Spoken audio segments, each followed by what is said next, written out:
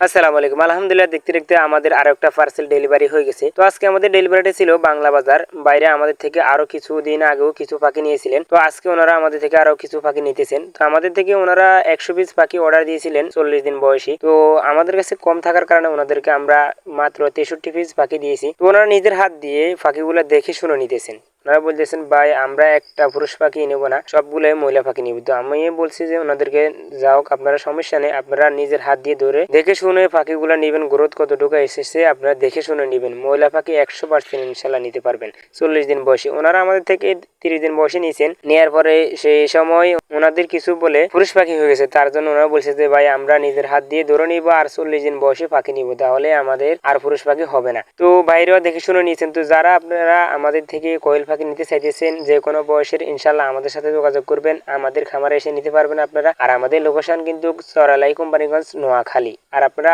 এসে ইনশাল্লাহ দেখে শুনে সুস্থ সবল পাখি নিতে পারবেন। তো সবাই ভালো থাকবেন। আজকের ভিডিও পর্যন্ত। আসসালামু আলাইকুম।